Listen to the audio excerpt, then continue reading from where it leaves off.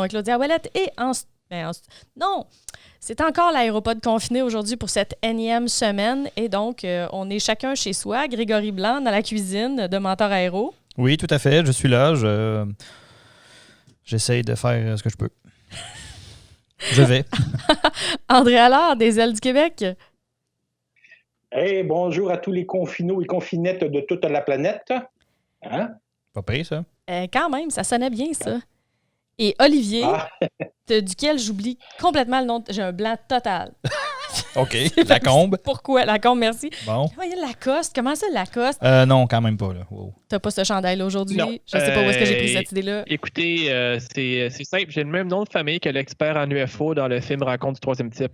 Je sais pas pourquoi c'est pas un truc mnémonique qui va fonctionner avec moi. Ah, on sort les classiques. Ouais, c'est bon. Tout le monde va bien, chacun chez soi? Oh oui. Ouais, OK. Oui, parfait. on n'a pas le choix, hein? La première question importante, c'est Olivier, comment va le chat? Le chat va très bien. Il dort juste à côté de moi. Là. Je l'ai à l'œil et lui, il met à l'œil réciproquement. Donc, OK, c'est la surveillance mutuelle comme pendant la guerre froide. C'est bon, parfait. Excellent. Très belle analogie. Ça va super bien virer d'ici quelques mois.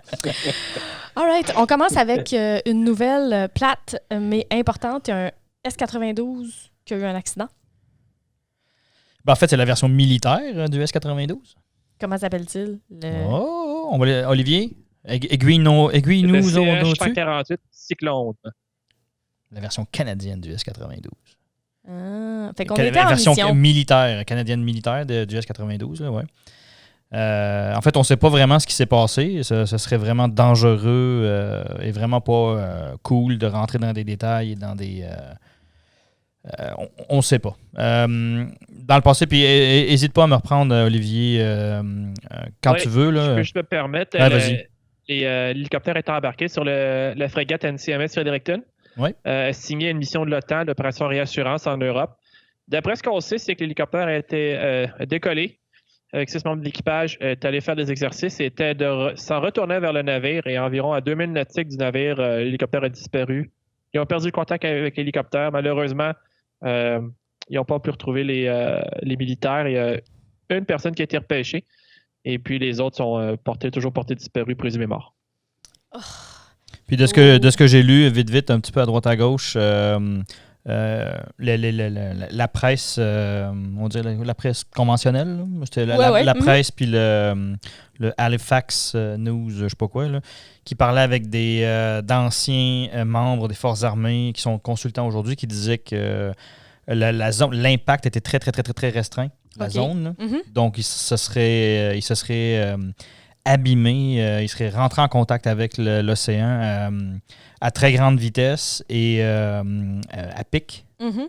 Ce qui fait que la zone d'impact et les débris, c'est très... La tache d'huile également, mm-hmm. Comme ça a l'air un peu cliché, là, mais oui. Tout est très concentré, donc ça aurait été... Tout ça pour dire que ça aurait été très violent, voilà. Ouf, on est vraiment désolé pour les proches des victimes, dont un... Il y a un Québécois dans l'équipe. Oui, c'est ça, exactement. Un Québécois de Trois-Rivières, si je ne m'abuse. Hein. Oui, exact. On est vraiment désolé. Mais ça nous amène à parler un petit peu de l'hélicoptère, justement. Olivier, qu'est-ce qui se passe avec les S-92 dernièrement? Dernièrement, on a Sikorsky qui a lancé un kit pour modifier les hélicoptères, le S-92A, qui est celui qui est en service comme chez Cougar et CHC, par exemple. Donc maintenant, on a accès à la version de S-92A. C'est un kit qui prépare la venue du S-92B. Donc, on a une transmission principale qui a été modifiée, qu'on appelle la phase 4, avec une pompe à carburant supplémentaire et qui vient aussi faire une vidange au niveau du carter pour s'assurer qu'il y ait une meilleure lubrification de la transmission. Ça a toujours été un peu le talon d'Achille de cet hélicoptère-là, la transmission. Et puis, si vous vous souvenez, en 2009, il y a l'accident du vol 91 de Cougar, où la transmission avait manqué d'huile et il y avait eu 17 morts, un survivant. L'hélicoptère qui faisait le relais entre la terre ferme et une plateforme. Et ça, c'était survenu 1 an après qu'il y ait un accident similaire, en fait pas un accident, mais un incident similaire en Australie en 2008, où un S-92 avait perdu toute l'huile de sa transmission principale et avait réussi à atterrir sur la terre ferme sans danger. Mais c'était un talon d'Achille. L'hélicoptère n'a jamais été, au début, quand ils l'ont certifié, ils n'ont jamais été capables de faire tourner la transmission 30 minutes sans huile. Ce qui est normalement un requis. De la FAA pour la certification. Exact. Ce qui est normalement un requis réglementaire. Et là, donc, comment ça a pu être certifié quand même? Ça a été certifié, mais avec restriction.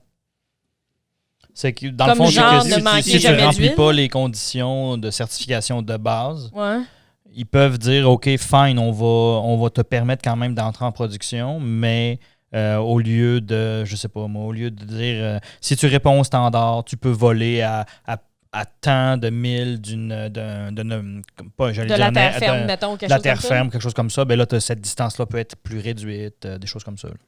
Quantité de passagers, peut-être. OK. J'ai pas les détails exacts, mais oui. Vas-y, Olivier, dans le cas de Cougar, après leur accident, il avait limité l'altitude de l'hélicoptère à environ 7000 pieds pour être capable d'amérir en cas d'urgence s'il y avait un problème avec l'huile. OK. Il faut savoir que quand ils ont certifié l'hélicoptère, ils pensaient que la fuite d'huile proviendrait probablement du radiateur d'huile pour la transmission principale. Et finalement, c'est les attaches de fixation de la transmission qui cassaient et l'huile sortait par un autre endroit.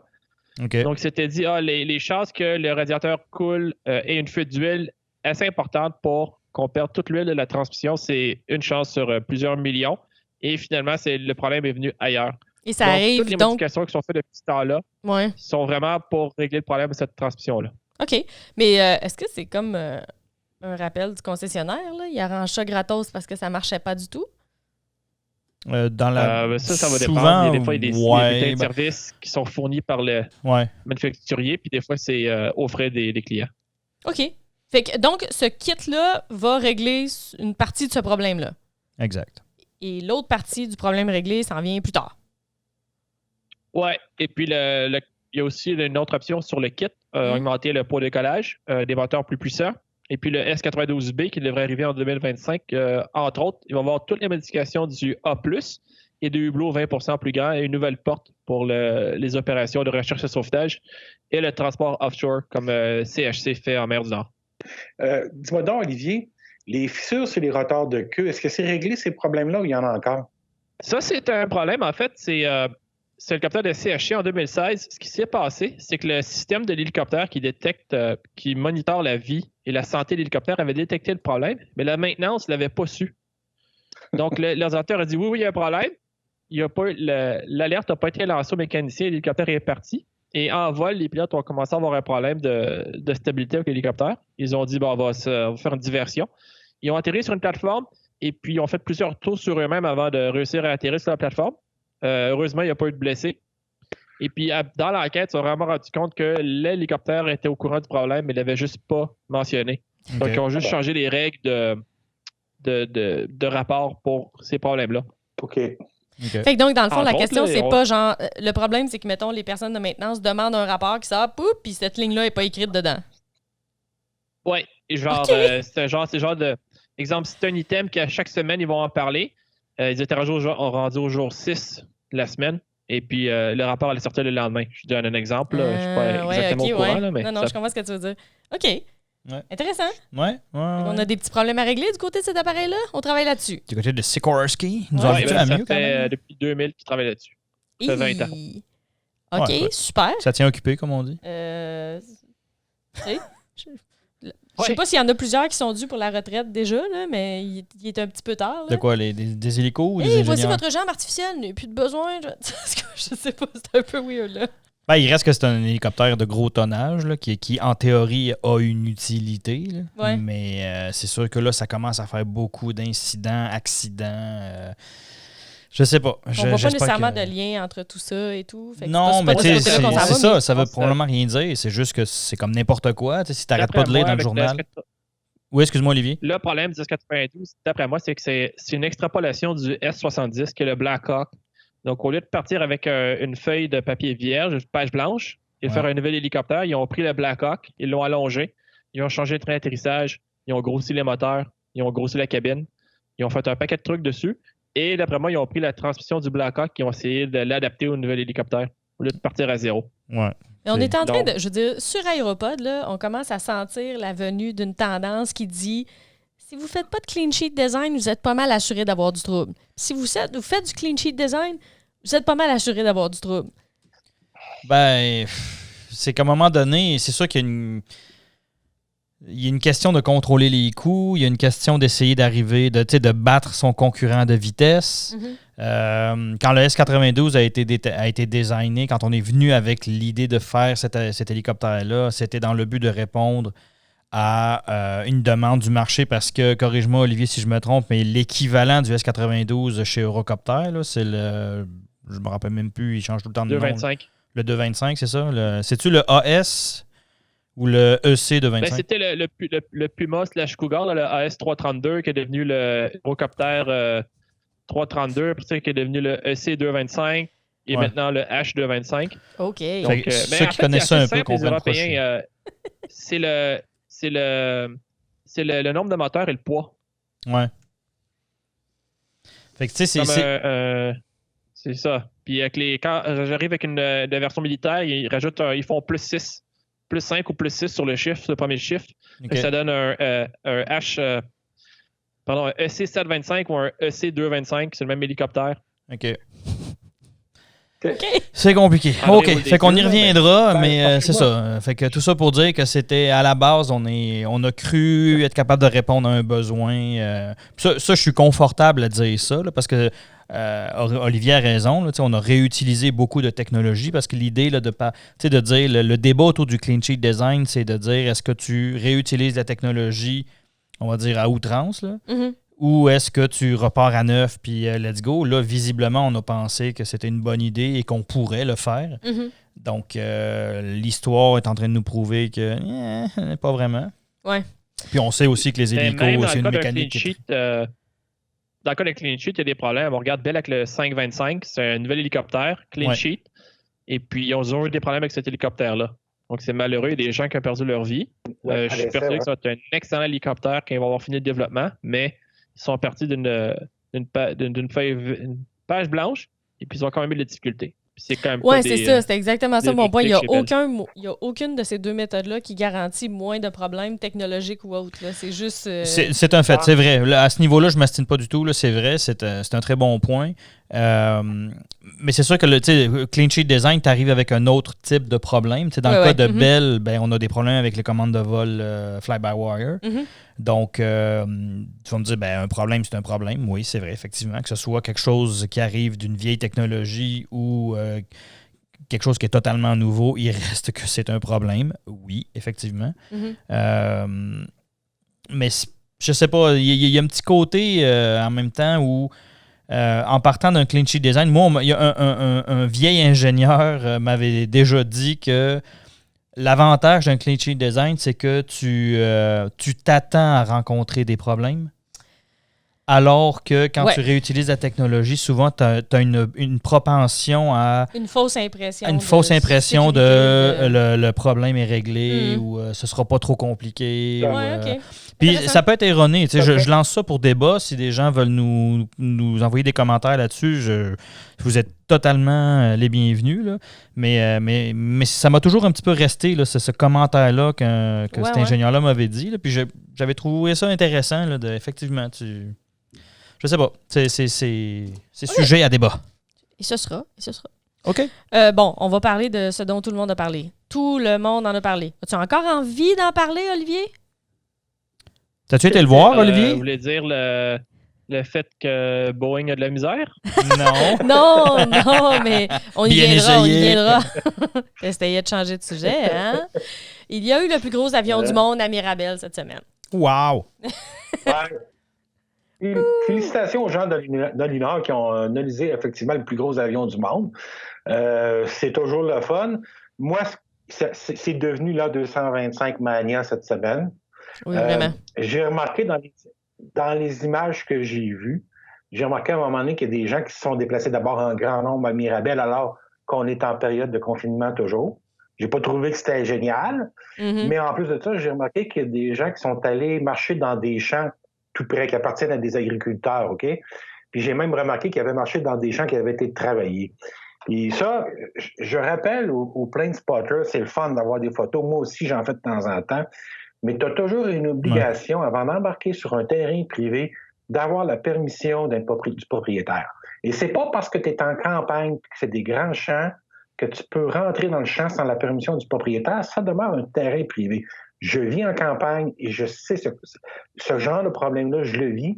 Et ça fait ça finit par faire une mauvaise réputation au spotter. Alors, s'il vous plaît, quand vous allez quelque part, puis que vous sortez d'un chemin public, posez-vous la question, est-ce que c'est un chemin privé, est-ce que j'ai la permission d'y aller? Si t'entends des coups de 12, t'as pas le droit. Absolument. Bon rappel, André. Si Nolinor voulait faire un coup de marketing puis faire parler d'elle pas trop cher, ils ont réussi.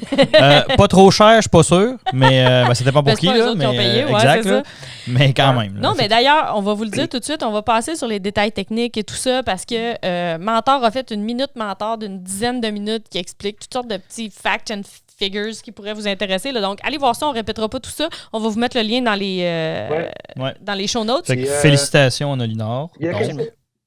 Ouais. Puis il y a quelque chose qui me dit qu'on va encore parler de Nolinor la fin de semaine prochaine. Mon pif, là, il se passe de quoi? Il se prépare de quoi chez Nolinor? Bon, d'accord. Okay. Fait que là, est-ce qu'il faut réitérer encore notre demande là, pour avoir une interview, rencontre, discussion avec M. Prudhomme? Bon moment, Marco. Alors, si M. Marco... j'allais dire M. Prudhomme. Si Marco nous écoute, anytime. Ben oui, mais en fait, sachez, chers collaborateurs de l'aviation et de l'aéronautique au Québec, vous êtes toujours les bienvenus à venir discuter. Appelez-nous, hein? Ouais, plein de choses intéressantes qui se passent au Québec. All right. André, je sens que tu as envie de nous parler des Français, là. Ah oui, puis d'Air France, entre autres? Ouais, genre. Ben, cette semaine, on a confirmé que Air France KLM, le groupe Air France KLM recevait 7 milliards d'aides financières du gouvernement français. C'est tout? Sauf ouais, écoute, c'est quand même... comment je te dirais ça? Donc, c'est du petit change pour le gouvernement français, mais quand même, 7 milliards, c'est appréciable. Il y a une condition qui vient avec ça, par contre. C'est que Air France ne peut pas vendre de billets entre Paris et les villes en région française où il y a du TGV, où tu es à moins de 2h30 de TGV de Paris, en théorie. Donc, Paris-Bordeaux, Air France ne peut pas vendre. Paris-Lyon, Paris... Donc, tous les villes où il y a du TGV, ils n'ont pas le droit de vendre. Si tu pars de Bordeaux et que tu veux venir à Montréal avec Air France, oui, là, Air France peut te vendre un billet sur le vol de connexion, mais on s'entend, c'est pas Paris n'étant pas la destination finale. L'objectif de ça, entre guillemets, c'est de favoriser le transport ferroviaire régional, de diminuer l'empreinte écologique française sur les gaz à effet de serre et de diminuer les besoins, la consommation de pétrole. Le hic, c'est que cette condition-là ne s'applique que pour Air France. Tous les compétiteurs d'Air France, et en Europe, c'est ciel ouvert, donc tout le monde peut faire des vols, toutes les compagnies étrangères peuvent venir faire des vols intérieurs en France. Donc, IAG, Lufthansa Group, Ryanair, EasyJet. Oh, mon Dieu, EasyJet, ils vont tous pouvoir continuer à faire le vol Paris-Bordeaux sans problème, puis compétitionner Air France. Ouais. Je trouve que si tu voulais donner une jambette à Air France en les aidant, tu ne pouvais pas faire mieux. Elle est obligée, en fait. Ouais. Air France va être obligé de maintenir ses vols sur les petites à cause de ses connexions, justement, sur les hubs. Donc, va être obligé de faire des vols à moitié vides. C'est ça, la réalité, là. C'est vraiment bizarre. C'est vraiment bizarre, effectivement. C'est assez tordu. Assez tordu pour que j'aie l'impression qu'il y a quelque chose qu'on n'a pas compris, là. Parce que ça me semble complètement... Ouais. En tout cas, on en reparlera, là, parce que... En tout cas, Unifor peut s'inspirer de... Il devrait envoyer une délégation au syndicat des cheminots en France là, pour aller prendre des notes parce qu'ils sont visiblement très forts. Ouf! Absolument. Ouais. Passons. Ouais. Next. Mais parlons de données économiques. Les prix du jet et, j'allais dire, ont jamais été aussi bas. Pas tout à fait, là, mais ça fait très, très longtemps. Ah, mais sérieusement, là, c'est incroyable. Ça ne durera pas. Les prix du baril sont en train de remonter, là, mais quand même. Pour l'instant... Ouais, c'est fou. Ah, qu'est-ce qui te fait croire que ça ne durera pas? L'OPEP vient de faire une belle grosse entente qui dit ouais, les copeaux, ça va pas bien, il faut qu'on ferme le robinet. Je le sais que les Américains sont coincés avec leur brut, là. Ça, c'est une autre histoire, mais enfin. OK. Nowhere to go but up. C'est ça mon point. Mais... OK. Bon, je vais élaborer un petit peu là-dessus le prix du Jetta parce que selon les prix qu'on nous a donnés, que l'IATA a donné la semaine passée, OK, pour le carburant, on était rendu, croyez-le ou non, à un moment donné, on a atteint 36 cents le gallon, le Jet A. Et si vous revenez à 1973, au mois de septembre 1973, avant le premier boom pétrolier, à l'époque, le baril de pétrole, à l'époque, se vendait à 2,55 $. Si tu le traduis en dollars constants, c'est-à-dire tu multiplies par 6, il vaudrait à peu près 15,55 $ le baril versus les 19 $ qu'on a vus récemment.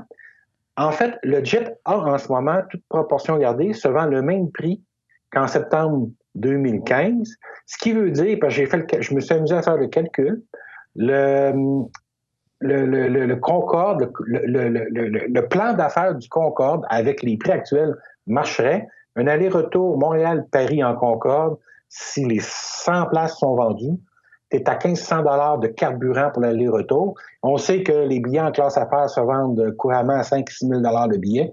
Donc, si Air France annonçait pour le mois de juin 2021 des billets en classe affaires et en Concorde Montréal-Paris, tu peux être sûr que l'avion se remplirait automatiquement. On parle de 1500 $ par siège de carburant. Le carburant, exactement. Par siège, et non pour le vol au complet. Non, par siège, on est d'accord. Oui, c'est le Concorde, là. Hein? Faut quand même le spécifier. Là. Oui, effectivement. Par passager, on est d'accord. Mais à 6 000 $ le billet, Olivier, est-ce que tu prendrais le Concorde? Est-ce que tu le laisserais? Probablement. Hein? La plupart bien des gens d'affaires le prendraient. Entre un vol à 4 500, 5 000 $ sur un vol régulier, tu vas chercher le petit extra sur le Concorde, puis hihi! Mais qui sait, peut-être. Sérieusement. Alors, c'est sûr que les écologistes français, il ne faut pas qu'ils entendent ça, parce qu'on s'entend bien aussi qu'on s'amuse puis on a du fun, là. On pense pas que ça va arriver, mais on a le droit de rêver un peu. Mais il pourrait, en fait, avec les trois compagnies aux États-Unis en ce moment qui préparent des avions supersoniques. Je me demandais s'il allait le ramener. Mais non, mais là, l'opportunité est là, je veux dire. Ah, c'est clair, là, tu sais. Ça fait 10 minutes que je te tends en perche. Il faudrait qu'Airbus décide de soutenir l'avion à nouveau. Oui, il y a ça. Pas une chance là-dessus. Oui, effectivement. On va peut-être être en besoin de quelque chose d'emblématique quand la reprise va prendre. Et puis, qui sait, peut-être que l'image serait suffisante. Mais ça donne une idée de l'ampleur de la chute du prix du carburant en ce moment. Puis cette donnée-là vient complètement fausser toutes nos analyses traditionnelles sur quel type d'avion est plus rentable ou pas, parce que le carburant de nos jours, là, le prix du carburant, là, c'est plus le plus important dans le coût d'opération d'un avion. C'est rendu maintenant le 4e ou le 5e coût le plus important, derrière les salaires, les frais aéroportuaires, devant les frais financiers. Donc, c'est comme, OK, ça a complètement changé. Et tant et aussi longtemps que le prix du carburant ou le pétrole ne remontera pas en haut de 40 $ le baril, il ne faut pas s'attendre à ce qu'on ait de la logique dans le maintien des avions de certains avions en service.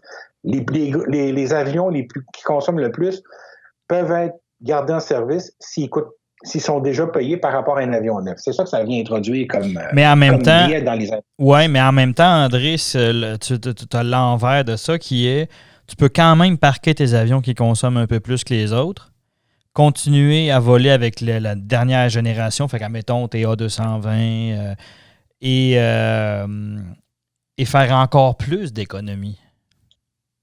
Oui, bien, ça dépend vraiment, ça va être quoi leur critère de performance. Si les coûts de maintenance sont super importants, ça va jouer un petit peu. Mais là, ce que je viens de te dire là, c'est une réflexion qui est en train de se faire chez Delta, bien sûr, of course, Delta, qui d'autre? Delta, pour qui une marge de 10% supplémentaire, et je dis n'importe quoi, ça va aller dans le cash flow. Mais en fait, ce qui est intéressant avec Delta et le management qu'il y a en place en ce moment, c'est que eux, ils sont à la recherche de ces 1%-là. Oui, donc, edge, dans les podcasts passés, André, tu as, avec justesse, amené le point que Delta opère encore certains, on va dire, plus vieilles générations d'appareils, puis eux autres avaient fait le choix de travailler avec des airframes, avec des appareils un petit peu plus vieux, de plus vieille génération, mais de cramer dans ses coûts d'opération le fait qu'elle entretiendrait elle-même ces avions-là. C'est le contrôle des coûts passés par là. C'est d'ailleurs, entre autres, pour ça que Delta est une des rares majors à encore avoir du AV maintenance, Delta TechOps. Et ça ne va qu'ils agrandissent tous les ans. Donc, eux autres, ils sont à la recherche de ces 1%-là. Fait que c'est pas bête de penser que, je pourrais continuer à voler mes vieux 717 au prix du pétrole actuel, ça vaudrait la peine. Mais je pourrais aussi continuer à acheter des A220 ou continuer à les opérer full, donc on n'en grande aucun, et continuer à faire encore plus d'économies parce qu'ils sont plus économiques et machin, tout ça. Fait que les deux sont intéressants, puis je te contredis pas là-dessus, André, au contraire. C'est vraiment... Le point qui est intéressant, c'est là où je veux en venir, c'est qu'en ce moment, il y a ces deux philosophies-là je dirais pas qui s'affrontent, là, mais qui se partagent, qui coexistent. Et on va voir qui va avoir eu raison, là, éventuellement. Exact, ouais. Fait que c'est ça que je trouve intéressant.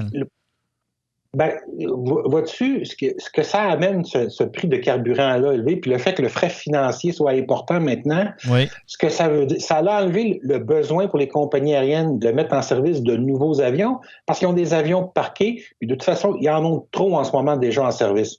Donc, là, et ça explique l'année 2020, c'est l'année des reports de livraison. Il n'y a personne qui va recevoir de nouveaux avions en 2020. Ils essayent tous de les repousser le plus loin possible. À part, comme on le disait la semaine passée, ceux qui ont décidé d'utiliser cette crise-là comme un edge sur les concurrents et qui demandent des livraisons supplémentaires, dont Air Baltic et autres. Oui, mais en 2021, pas en 2020, les livraisons supplémentaires. En fait, ils renégocient. Non, c'est vrai. Ils renégocient les slots de livraison en ce moment pour le début de l'année prochaine, effectivement. Juste le dernier petit point que je veux amener, André, juste avant qu'on passe à autre chose. Je ne sais pas si c'est directement lié aux frais que le prix du carburant et tout ça, mais on a beaucoup le transport régional. Puis je fais juste lancer l'idée, puis on pourra en débattre dans les prochaines semaines parce qu'on devra avoir plus de data. Là. Mais ce serait intéressant de voir aussi comment le prix du pétrole va affecter le transport régional, qui plus est, le transport régional turbopropulsé. Parce qu'il y a une très, très, très grosse... il y a beaucoup de choses qui sont en train de se brasser en ce moment. C'est entre autres lié avec les... c'était à cause des coûts du carburant, mais oui, mais non. Mais là, les compagnies continuent à phaser out certains modèles quand même.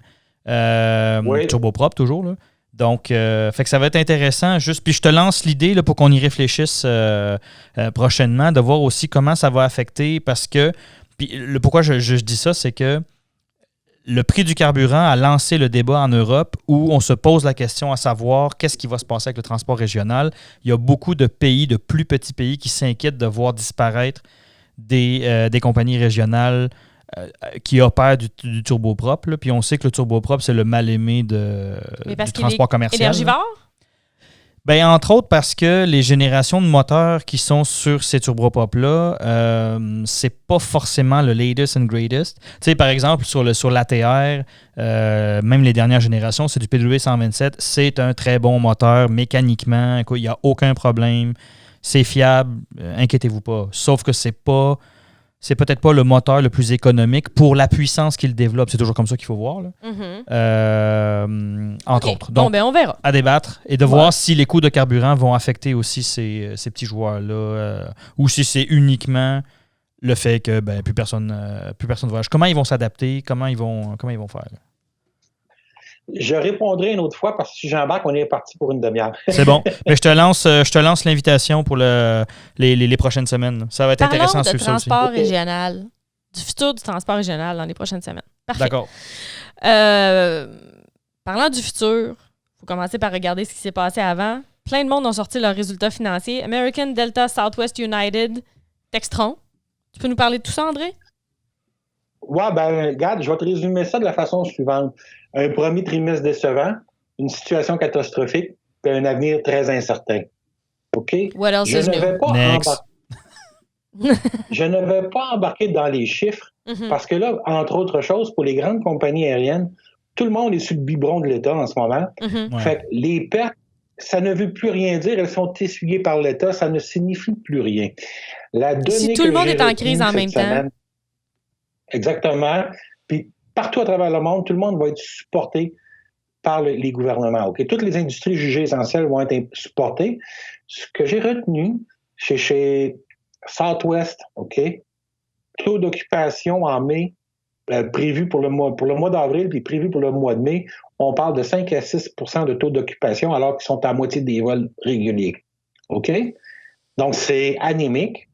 Et Southwest, quand ils ont publié leurs résultats, c'est le 29, si ma mémoire est bonne, le 29 avril, ils donnent une conférence de presse où ils te disent qu'ils ne sont pas capables de prédire la demande au-delà du 30 mai.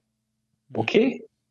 Ça te donne une ampleur du problème. Puis quand on dit, là, faut être prudent dans ce qui s'en vient, puis quand va être la reprise, quel avion va mieux s'en tirer, il n'y a personne qui sait quel va être le volume de passagers cet automne. Parce que si Southwest te disent, je suis pas capable de prédire au-delà du 30 mai, ça veut dire qu'ils n'ont pas de réservation pour le mois de septembre. C'est ça que ça veut dire. Ouais. Mais ça veut aussi dire que tout peut changer du jour au lendemain. Si on trouve des médicaments absolument. Qui est efficace, instantanément, ça va changer la donne. Exactement, Claudia. À partir du moment où la crainte de voyager va disparaître, tout va se résorber.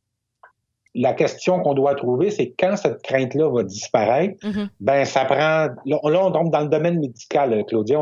C'est plus dans l'aéroport de trouver cette réponse-là. Absolument. Mais c'est spectaculaire.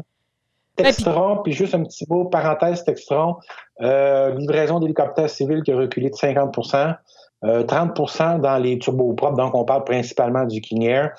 Textron est un gros client de Pratt & Whitney Canada. C'est un client même majeur pour Pratt & Whitney. Ça explique les mises à pied qui s'en viennent chez Pratt & Whitney, c'est-à-dire que le ralentissement chez Textron a un impact pour Pratt & Whitney Canada important. Et voilà ce que j'avais à dire. D'accord. Puis dans le fond, c'était le même lien avec la 220, j'imagine? La 220, ce qui est bizarre, c'est qu'on a des signaux contradictoires. Hein? Cette semaine, quand Airbus a publié ses résultats financiers, on nous a annoncé qu'il maintenait la cadence de production à 4 appareils par mois quand il allait reprendre la production. Puis 2 jours et demi plus tard, on apprend que Airbus à Mirabel va procéder à 340 mises à pied. Ce qu'on m'a expliqué du côté d'Airbus à Mirabel, c'est que tout le monde avait été maintenu sur le payroll ou sur le rôle de paye c'était prévu qu'ils rentreraient tous au travail le 4 mai. Mais là, les annonces du gouvernement font en sorte que la reprise de production va être repoussée dans le temps. Puis là, Airbus, je peux pas continuer à payer tout le monde jusqu'indéfiniment. Fait qu'on décide de faire des mises à pied. Ils pensent reprendre les gens ce printemps. Mais distanciation sociale oblige. Moi, je ne m'attends pas à plus que 2 appareils par mois de la part d'Airbus. OK. Ce qui va nécessairement impacter Pratt & Whitney encore une fois, là, à cause des 1500. Exactement. Entre autres. OK. Olivier, l'escadron 408 à la rescousse, qu'est-ce qu'ils ont fait? Oui, donc l'escadron 408 à la rescousse, vous avez peut-être vu ça passer dans les journaux. Le 23 avril, la GRC est allée à la rescousse d'une jeune fille qui était séquestrée à Saskatchewan. L'endroit, ça s'appelle, c'est l'île à la Crosse. Et puis, ils devaient traverser un lac avec le groupe d'intervention tactique. Ils étaient pas capables de le faire, il fallait qu'ils le fassent rapidement pour pas donner de chance aux gens qui séquestraient de la jeune fille de les voir arriver. Donc, ils ont fait appel à l'escadron 408 basé en Alberta, à Edmonton. Et puis, eux sont arrivés avec des CH-146, des Griffons. Et ils ont embarqué 2 hélicoptères, ont embarqué le groupe tactique d'intervention de la GRC. Ils ont traversé le lac, ils ont déployé les policiers sur l'île. Et puis, ils ont été chercher la jeune fille, puis tout est bien qui finit bien. Donc, non, mais quand on dit... Nos militaires sont là pour nous aider quand on a besoin d'eux autres. Exact. La cavalerie s'en vient, là. Littéralement. Tu sais, là, un petit groupe d'hélicoptères qui débarque dans ta cour, là, il y a de quoi mettre de la frayeur dans ton cœur. J'espère. Ouais, tout le monde comme moi qui va être content. C'est presque silencieux comme hélicoptère. Oui, c'est ça. Non, mais tu sais, je veux dire, tu dis qu'il est content. Tu serais pas content si t'étais en train de séquestrer une jeune fille. Là. Ça augurerait un peu mal. En supposant que je ne séquestre pas quelqu'un, je serais content de les voir arriver dans ma cour. Là. Merci. Je vais te reprendre au mot d'ailleurs. Tu remarqueras que les plaintes de bruit à Saint-Hubert, ça ne concerne jamais les griffons, c'est toujours les Cessna 150, 172. La preuve qu'un griffon, c'est presque silencieux. Ouais, mais tu sais, des Cessna, là, si j'ai bien compris les photos que je vois dans les journaux régulièrement, des fois, c'est des avions comme ça, puis des fois, c'est des gros avions, puis ça s'appelle toujours toutes des Cessna. Ouais. Ben, Textron, ils ont un large éventail de produits. Le portfolio est vraiment exhaustif. Donc, ils font beaucoup d'avions. Mais pour certains journalistes, là, ça me fait penser des fois, tout le monde a probablement déjà vu passer sur les médias sociaux, tu sais, la fameuse affiche là, que peu importe ce que c'est, tu sais, un avion de chasse, un airliner ou quoi, c'est toujours weather balloon, weather balloon, weather balloon. C'est la réponse que l'armée américaine donne toujours à quelqu'un qui dit « Hey, je crois avoir vu passer un avion secret. » Non, c'est un weather balloon. Puis on dirait que pour certains médias, peu importe l'avion, c'est toujours un Cessna. Bon, en tout cas, on va arrêter de niaiser les médias. Mais, par contre, moi, je lance l'idée parce que je trouve ça trop drôle de vous écouter, messieurs, parler de ce que vous voyez dans les médias de masse. À un moment donné, on va faire un spécial sur la représentation de l'aéronautique dans la culture populaire. Oui, je pense qu'il va falloir. Il va falloir qu'on se vide le cœur. Mais on y reviendra. Oui, c'est ça, pas aujourd'hui. Bon, ça y est, j'ai décidé que je décollerais André alors. André, est-ce que la Chine pourrait racheter Embraer? Quelle belle rumeur, hein? Non, mais c'est comme une légende urbaine, tu sais. Je ne suis pas d'accord. Oh! Affrontement. Vas-y. Ding! Non, mais... Vas-y. Premier round. Ding! Si, parce que, tu sais, je pense que on sait, André, que tu n'es pas d'accord que la Chine a besoin de racheter des nouveaux programmes. Je te relance là-dessus en disant que je pense que c'est peut-être pas les programmes qui les intéresseraient. C'est quoi? L'expertise de certification. Et vlan dans les dents. Et... mais... Écoute, je vais faire short la jambière à la dernière minute, ça va compter, là. Je sais pas, mais tu sais, je veux dire... C'est pas une mauvaise idée, l'expertise de certification. S'ils veulent certifier en dehors de Chine, effectivement, c'est un très bon point. Maintenant, est-ce que, ils sont rendus là? Deuxièmement, il ne faut pas que tu oublies qu'Embraer, au Brésil, c'est une question de fierté nationale. Le gouvernement brésilien détient toujours, parce que c'est une ancienne société d'État, absolument. Le gouvernement brésilien détient toujours une seule action d'Embraer, et cette action-là lui donne un droit de veto sur toute transaction. Okay? Mais c'est aussi en présumant que ce soit une transaction classique, c'est-à-dire un rachat ou une fusion, ce qui pourrait ne pas être le cas. Ça pourrait être un joint venture, ça pourrait être un partenariat. Mais André, t'as pas pensé... joint venture, je pense que oui. Mais ça aurait beaucoup plus de bon sens. On a-tu pensé au fait que... Parce qu'on en jasait un petit peu tantôt en préparant l'émission, là, tu sais... s'organiser juste pour... Puis là, on est-tu PG-18 ici? Là, non, pas du tout. On parle juste à des adultes. Juste à des adultes? Ouais, tu peux dire des grossièretés. Parfait. On a-tu pensé que les Chinois pourraient juste faire ça, essayer de se lier, de se liguer, appelle ça comme tu veux, avec les Brésiliens, juste pour faire chier les Américains?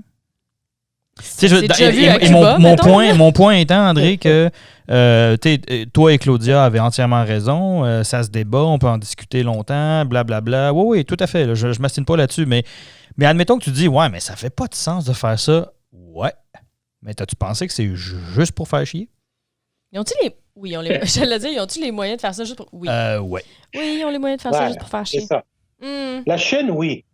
Parce qu'il faut pas que tu oublies qu'en Chine, toute décision d'affaires est d'abord politique. Hein? Elle se prend au niveau politique, surtout pour des choses comme ça. Oui, et complète ce que tu dis, André. Excuse-moi de te couper, mais vas-y, complète ce que tu viens de dire, là, ce qui est très bon. C'est politique, et aussi un point très important, c'est des gens qui sont patients, qui ont de la vision et qui font des moves sur du long terme. Puis ça, c'est quelque chose qui pourrait jouer en défaveur des Américains, c'est que ça n'a aucune logique aujourd'hui, ça n'aurait aucune logique pour les Chinois d'acheter Embraer ou de se liguer ou de s'associer avec eux aujourd'hui. Mais en fait, présentement, je dois dire qu'ils sont dans une situation de vulnérabilité très importante.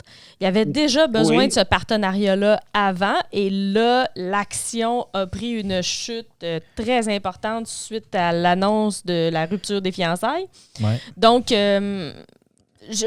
présentement, là, il y a quelque chose sur un plateau pour les Chinois. Oui. Alors, excuse-moi, André, je t'avais coupé. Oui. Mais il faut que tu reprennes ou faut que tu prennes aussi le point de vue des Brésiliens là-dedans. Là, il y a un vieux dicton qui dit « chat échaudé craint l'eau ». Okay? C'est sûr. Et c'est clair que Bolsonaro est un admirateur des États-Unis et de l'actuel président, OK? Mais je suis pas sûr qu'il soit aussi entiché pour la Chine qu'il l'est pour les États-Unis. Et il faut pas oublier qu'en ce moment, il y a un gros mouvement qui repart au Brésil pour renationaliser Embraer. OK? Ouais. Alors, il y a ça.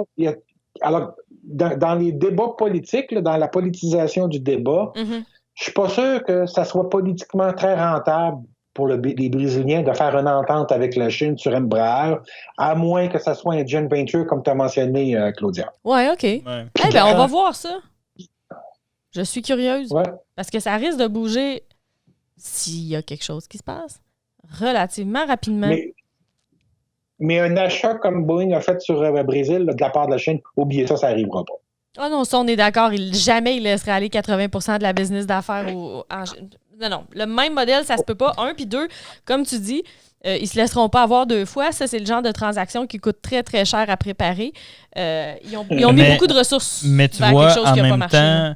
En même temps, on sait que à cause de ce qui s'est passé avec Boeing, là, à court terme, ils sont obligés, par exemple, de laisser tomber le projet d'avoir un nouveau turboprop qui concurrencerait l'ATR. Oui. Peut-être que de joint venture avec les Chinois permettrait de relancer ce débat-là, puisqu'on sait que ça fait de nombreuses années que les Brésiliens voulaient arriver à quelque chose pour concurrencer l'ATR. On parle d'autour d'1 milliard de frais pour développer un programme de turboprop au jour d'aujourd'hui. Ouais. Donc, sachant combien les Chinois ont la poche profonde, oui, absolument, ce serait un modèle qui serait possible. Oui, absolument. Ouais. Ils pourraient juste les supporter financièrement. Oui. Et ou éventuellement penser à faire du manufacturing et des choses comme ça, mais tu sais, ça peut tout être intégré relativement simplement. Au niveau du design, design et développement, ça peut être pris en charge totalement par les Brésiliens. Oui, absolument. Et supporté financièrement par les Chinois. Et après ça, au niveau du manufacturing, ça peut être fait moitié-moitié. Déjà, en fait, ça réduirait tellement leur risque au niveau du temps, il y a une certaine certitude que l'appareil va être certifié que... Ouais. En tout cas, bref. Je ne sais pas si les Chinois nous écoutent, là, mais ils devraient. On est en train de leur faire un plan d'affaires. C'est bon. Est-ce qu'on invite le secrétaire général du Parti communiste chinois à venir discuter de ça avec nous? Pas game. Hey, l'invitation est lancée. Hein? Parlant de leaders internationaux qui prennent des décisions intenses, veux-tu me parler un petit peu de l'Argentine? André. Ah, ben l'Argentine. Regarde, c'est simple. L'Argentine, eux autres, ils ne se sont pas cassés la tête. Ils ont dit interdiction de vol en Argentine jusqu'au 1er septembre, tant pour les vols extérieurs qu'intérieurs. Affaires classées, affaires réglées. Il n'y a plus personne qui vole. Mais il n'y a aucune exception. Là. Ils ne reçoivent pas de cargo. C'est pas mentionné cargo. J'ai pas vu là-dessus. Probablement que tu peux l'avoir sur des vols, des choses spéciaux parce qu'ils sont pas fous aussi. Ils ont besoin de matériel. Hein? Fait que, je trouvais ça un peu weird, mais bon, en tout cas, oui, on se comprend. 0 passager. C'est ça. 0 passager. C'est ça l'objectif. Le danger, c'est que ça fasse que ça soit répété ailleurs. Entre autres choses, ce que je vois venir, parce que là, on sait qu'au Brésil, quand du côté médical, ils sont en train d'échapper la COVID-19, là, mais complètement. Ils se sont pas jamais vraiment confinés. Et là, dans les pays voisins du Brésil, on va vouloir dire à un moment donné, non, on ne veut pas voir personne du Brésil. Donc, il y a d'autres pays qui vont mettre des interdictions en Amérique du Sud. Ça va mettre de la pression sur Azul, qui est la compagnie brésilienne aussi. Puis, ce genre de situation-là pourrait se reproduire dans le temps parce que comme on est face à une pandémie qui évolue pas au même moment, au même rythme partout dans le monde, ben, à un moment donné, tu as des pays qui vont réagir surtout à l'automne, si on a une deuxième vague, qui vont vouloir tout fermer. Alors, qui va être le prochain à imiter le Venezuela? Ouais. L'Argentine. C'est l'Argentine, excuse-moi. Mais qui sait? Peut-être le Venezuela. En tout cas, ça. Mais puis ça serait un bon exemple. ça va plus loin que ça aussi. Là. C'est pas le sujet ici parce qu'on parle d'aéronautique, mais il y a aussi un très gros débat en Amérique du Sud au niveau pour protéger les indigènes, les Indiens d'Amazonie, je ne sais pas comment on les appelle. Là. Les Autochtones. Les Autochtones, voilà, merci. Il y a une très, très grosse réflexion en ce moment de comment on va protéger ces gens-là. Mm-hmm. Donc, fait que ça vient peut-être... Là, c'est uniquement moi, là, à travers des petites affaires que j'ai lues à droite à gauche. Là. Mais donc, l'Amérique du Sud pourrait se trouver paralysée à court terme. Ouais. Et paralysée dans une crise humanitaire incroyable. Mais en tout cas, on leur souhaite vraiment pas. Ouais. On va voir comment ça va virer. Air Canada, quant à eux, sont plutôt optimistes. Ouais. On C'est prédit de leur côté une reprise du voyage international pour le temps des fêtes 2020. Qui a publié ça? C'est une bonne question. C'est la CBC. Oui, merci. Parce que la CBC, la Société d'État de Radio-Canada. OK. Là, on va être prudent parce que là, les gens qui nous écoutent, nous, on enregistre, on est avant la publication des résultats financiers d'Air Canada. On va avoir une meilleure idée là-dessus au moment où ça va sortir lundi matin, les résultats. Mais je suis ambivalent. Je trouve ça tôt pour parler de décembre 2020. Cependant, là où on peut se rejoindre, c'est sur le fait que on commence tout à en avoir notre claque du confinement. OK? Ben, sais-tu? Ouais. Je pense que c'est... Pas de quoi tu parles, André. De mon côté, je peux vous dire que de ce que j'en sais du point de vue médical, je pense que leur position se défend aisément par le fait qu'il y a tellement de choses qui conspirent à mettre une fin à cette crise-là. Donc, plein de monde qui cherche sur des vaccins, plein de monde qui cherche sur des différents médicaments utilisés, dont des antiparasitaires qui ont l'air de vouloir peut-être démontrer des choses intéressantes, ou encore des antiviraux comme ce qui était utilisé contre l'Ebola. Bref, il y a tellement de possibilités présentement que ce serait surprenant qu'il n'y en ait aucune qui ait un impact fort positif d'ici le temps des fêtes. Fait que c'est un gamble. Basé là-dessus, oui. Parce que on s'entend tous que la journée où on va avoir un vaccin, un confinement, une interdiction de voyage, là, moi, le prochain, une fois qu'il va avoir un vaccin, là, celui qui va me proposer un webinaire plutôt que de me rendre sur place, là, il va avoir affaire à moi, on va avoir une discussion. On va J'en ai ma claque. Oui, c'est ça.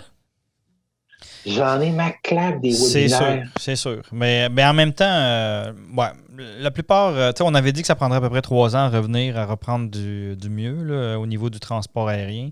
Moi, je pense que ça va être un petit peu plus rapide que ça. Mais Noël, effectivement, je trouve ça un petit peu tôt. Mais de toute façon, il y a une différence entre ça reprend et ça revient au niveau d'avant. C'est deux choses complètement différentes. Là, on parle de reprise du voyage international. Ouais. Après ça, il y a toutes sortes de choses qui vont affecter le fait que ça reprenne rapidement ou pas. Le fait que les gens étaient bien tannés d'être confinés, c'est une chose, mais le fait qu'ils n'ont plus une scène, c'en est une autre. T'sais. Bon, en tout cas, tout ça va jouer plus loin, mais on s'attend à ce que ça reprenne officiellement dans le temps des fêtes. À voir. Ça serait bien le fun comme perspective. Dire que maintenant, on est rendu à dire « Ah, ça reprendrait dans 8 mois, yeah! » Ça veut dire combien qu'on va pas bien, là. On vous aurait dit en janvier, hey, vous ne pourrez pas voyager pendant 1 an. Le monde aurait capoté, là. Puis finalement, c'est à peu près ça, tu sais. Enfin. Parlant de monde qui vont capoter. Hey, aujourd'hui, mes liens sont douteux, là. Aux États-Unis, la Fed est en train d'organiser un package d'aide de 500 milliards de dollars. Et il a des caractéristiques très particulières.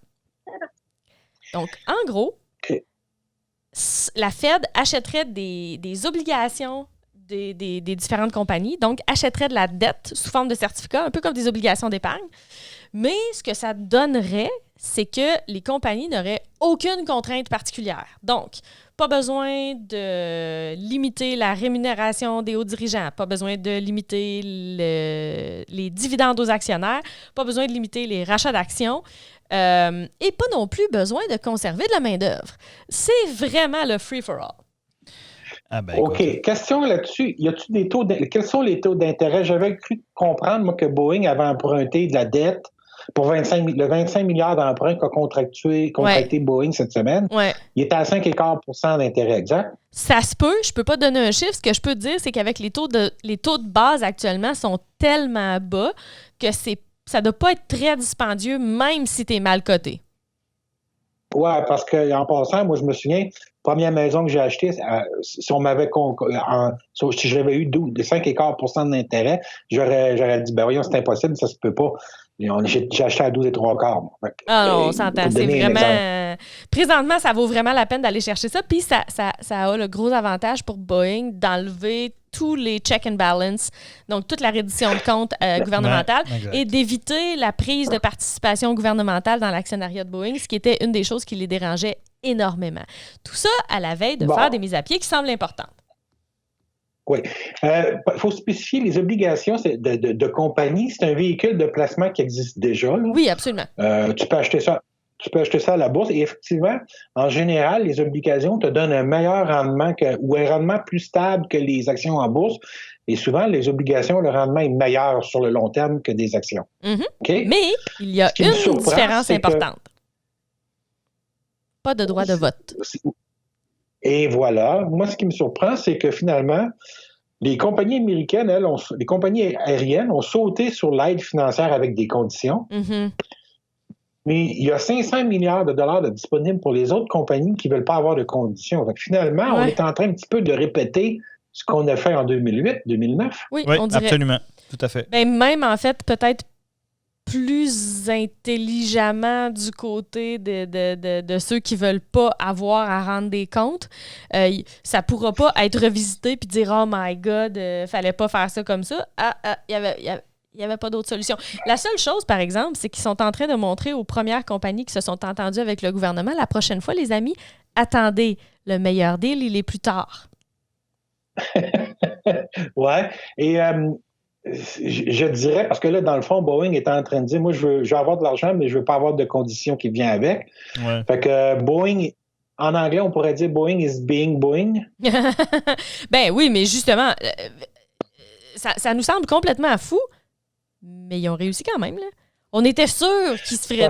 Ils disent, depuis le début, on n'a pas besoin de vous, puis si on prend votre argent, ça ne prendra pas de conditions. Puis, ben, on dirait qu'ils se sont fait monter un package juste pour eux par la Fed. Ils ont de très bons lobbyistes. Quand même. On leur donne ça. Ils ont annoncé des compressions déjà de 10% de leur personnel. Donc, 16 000 personnes sur 160 000. Mm-hmm. Puis, est-ce qu'il y a quelqu'un qui pense que ça va être la dernière mise à pied, tenant compte du marché actuel?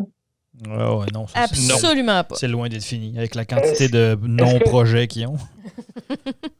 Est-ce que je peux me permettre d'être machiavélique un peu? Il y a des élections qui s'en viennent à l'automne, hein? Mm-hmm. Est-ce qu'il va y avoir d'autres négociations sur de l'aide à Boeing avant l'automne pour ne pas avoir à mettre plus de monde à pied? C'est sûr. Ça se pourrait, mais en même temps, beaucoup de sa main-d'œuvre sont dans des châteaux forts démocrates habituellement. Donc, peut-être qu'il va y avoir une tentation de ne pas les aider. Ouais, OK, t'as raison. Ouais, ça va être... mais moi, ce que je trouve intéressant là-dedans, par exemple, c'est que... puis on a déjà commencé à le voir un petit peu, mais oui, mais non, là. C'est de voir comment que ces gros conglomérats-là vont se faire aider. Moi, ce qui m'intéresse le plus, là, puis avec Olivier, je pense bien, c'est tout le côté, tout ce qui va passer à travers les programmes militaires, quels qu'ils soient, là, peu importe, là, at large, puis du missile à la fusée, en passant par l'avion, le ravitailleur, peu importe, là, n'importe quoi. Là. Moi, j'ai le feeling aussi qu'on va... je veux dire, ça va être le meilleur temps pour placer quelque chose. Si tu as de quoi à vendre que les militaires peuvent utiliser, ça va être le temps. Puis, il va falloir faire attention à une chose parce que ce ne sera pas forcément ultra public non plus. Mais je tiens quand même à rappeler que c'était suite à l'invasion de l'Irak, là, les vannes ont été ouvertes à plein régime là, aux États-Unis au niveau des achats militaires et puis il fallait que tu fouilles longtemps pour trouver qui avait eu quoi, puis comment participer à des projets, puis des appels d'offres et tout ça. Là. Mais je suis à peu près certain l'histoire va se répéter encore une fois ici. On va rester plus du côté aéronautique, là, mais je pense qu'on va vraiment voir des programmes... je sais pas, j'allais dire peut-être résurrectés, mais ça me surprendrait. Là. Mais des affaires où on pensait peut-être pas changer, on va le faire. On pensait peut-être pas en acheter autant, on va en rajouter. Tu sais, là, vite, là, les Marines commencent déjà à parler de peut-être qu'ils achèteraient pas autant d'F-35 qu'ils pensaient. Puis, ben, peut-être qu'ils vont les acheter finalement. Ouais. On va voir. Fait que je lance ça de même. On en reparlera dans les prochaines semaines. Là, mais puis tout ça pour faire un lien avec cette fameuse aide qui est soit qui va être publique comme on vient de l'annoncer là, et ou qui va passer à travers différents autres programmes et tout ça. Là. D'ailleurs, juste pour finir le point là-dessus, cette semaine, ils ont relancé le débat. Le Pentagone a relancé le débat. Ils veulent absolument avoir un missile hypersonique d'ici, en tout cas un projet de viable d'ici 2030. Ceux qui ont suivi ça un petit peu, c'était tombé un petit peu dans l'oubli. Pas cancellé, rien, mais les Chinois étaient beaucoup plus avancés que nous à ce niveau-là, puis blablabla. Puis là, on repart là-dessus. Fait que c'est ça qui me fait un petit peu penser on risque de voir des choses apparaître et se continuer, se faire financer out of nowhere. Là. Est-ce que ce serait le temps? Moi j'ai déjà pensé, à développer, tu sais, les trombones à papier pour tenir les feuilles de papier, là, à développer une version militaire. Camo. Est-ce que ça serait le temps Il faudrait qu'elle soit furtive. Quelque chose comme ça. Mais je pense que c'est le temps. C'est l'heure. Tombe là-dedans. Il va se développer. Yes. Ce qui nous fait faire un lien avec Renton, on y était déjà de toute façon. Là. On repart la production en Caroline. Yeah! Le 3 ou le 4 mai, après un petit peu moins d'un mois d'arrêt. Ouais. Regarde. Je comprends pas l'obsession des fabricants ces temps-ci de vouloir relancer les productions partout à tout prix. Alors, il n'y a pas de clients pour prendre des avions, mais regarde, Airbus fait pareil. Je comprends pas. Regarde. Ben, je pense que c'est contractuel. Tu avais raison. Tu en as parlé plusieurs fois déjà, André, dans les semaines passées. Puis je pense qu'une grosse partie du pourquoi qu'ils font ça... c'est contractuel. C'est que si je te bâtis ton avion, tu es obligé de me payer. Ouais, mais je serais pas capable de le faire voler. Pas mon problème. Il y a ça. Il y a peut-être des choses aussi avec les fournisseurs, mais il faut dire que Calhoun est sorti cette semaine pour dire aux fournisseurs que si vous vous étiez organisé pour augmenter votre production, pour la réorganiser, il va falloir que vous défassiez tout ça.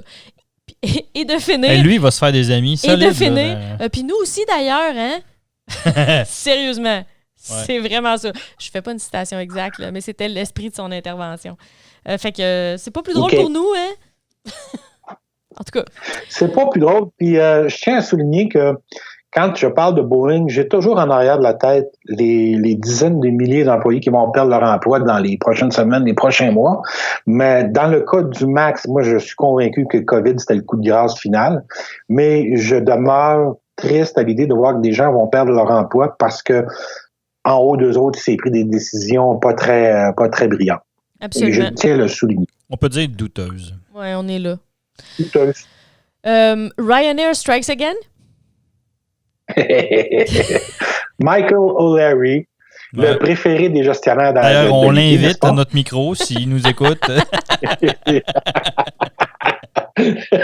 Ça serait bon, c'est un bon débat, Marco Prudhomme et Michael O'Leary. Ça serait carrément.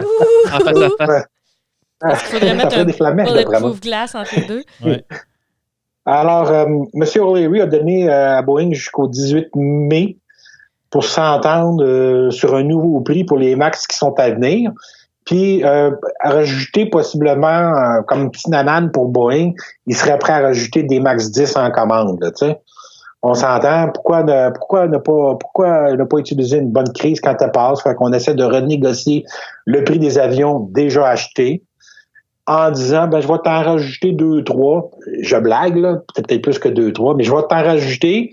mais il va falloir eux autres aussi que tu me donnes un gros bargain dessus. Fait que, toute personne qui s'est faite renégocier sur le pas de la porte par un acheteur Kijiji peut comprendre la frustration de Boeing actuellement.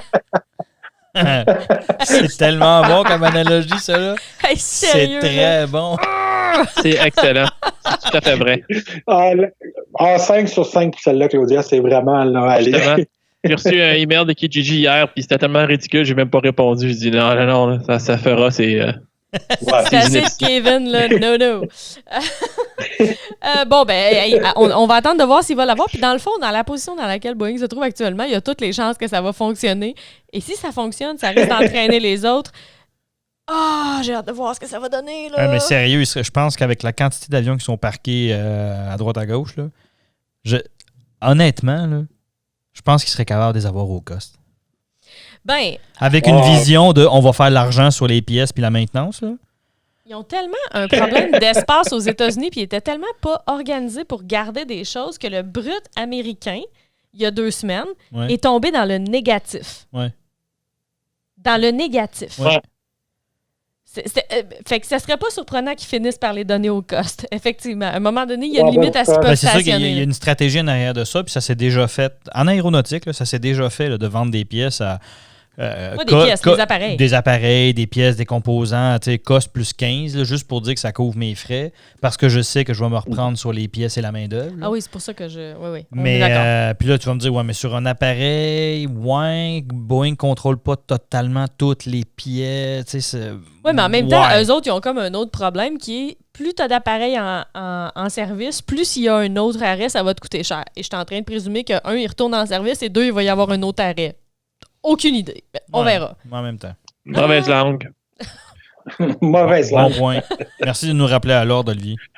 Ouais. André? Oui. Ok, je pensais que tu allais dire quelque chose. On est rendu au fait de dire que Boeing a maintenant statué sur le fait que le 777X ne serait pas certifié comme un nouvel appareil. Et Greg est fâché. Ouais. Non. Pourquoi je serais fâché? Voyons. Mais non, mais c'est de bonne guerre. Tu designes un avion qui est exactement pareil, comme l'autre. Puis pourquoi ne pas... Ben oui, absolument. Ça a tellement bien fonctionné pour toi jusqu'à maintenant, les recertifications partielles. Mais c'est pas ça, c'est parce que l'affaire qui arrive, c'est que probablement, puis hier, on niaisait quand on préparait l'épisode avec André, là, tu sais, probablement que sur papier, sont à... C'est quoi l'exemple que j'avais donné, André? Là, genre 49,9%, là? Puis qu'à 50%, il faut que tu fasses une recertification. T'sais. Donc, pour ceux qui nous écoutent, si le modèle, l'avion que tu es en train de bâtir ressemble ou il y a des changements de plus de 50% par rapport au modèle d'avant, tu es obligé de recertifier sur les systèmes et tout ça. Bon, oui. Tu es obligé de recertifier, sinon tu peux réutiliser l'ancienne certification. Bon, ben... Mon point là-dedans, c'est que je te gage un bon café. Là. Je te gage ce que tu veux qu'ils sont à 49,9%. Là, puis, c'est pas 50, c'est pas 50. Tu sais, comme quand on était jeunes. Tu sais, puis qu'on voulait pas aller se coucher à 8h moins 2. On voulait pas se coucher, 2. Ouais, c'est ça. Tu sais, puis comme à 8h, t'es couché. Il est 7h59, il n'est pas 8h. Tu sais. Fait que, mais c'est ça. Ça ressemble à ça. Puis je sais que là, tu vas me dire, ben là, tu es en train de comparer de l'ingénierie de haut niveau à oui. Oui, parce que c'est pas la même aile, c'est pas les mêmes moteurs, c'est pas le même système de train atterrissage. La structure a été modifiée, on le sait. On l'a vu quand les tests ont échoué de la fameuse porte arrière qui a explosé. Là. C'est parce qu'on a redesigné la structure autour de la porte dans le but d'alléger la structure. Puis c'est pas pareil. Là. Un flagrant succès.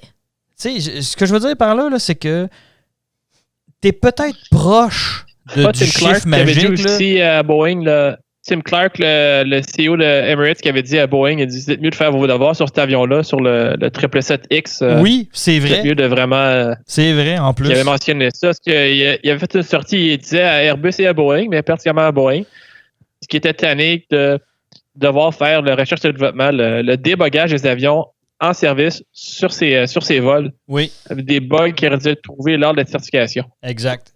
Oui, puis c'est vrai. Ça, c'est un autre débat qui est sorti ces dernières années où ma bonne vieille philosophie de il n'y a rien qui peut battre une entrée en service. Les OEM ont particulièrement mis ça en œuvre, mais ils ont poussé ça à l'extrême, entre autres avec le 330 Neo.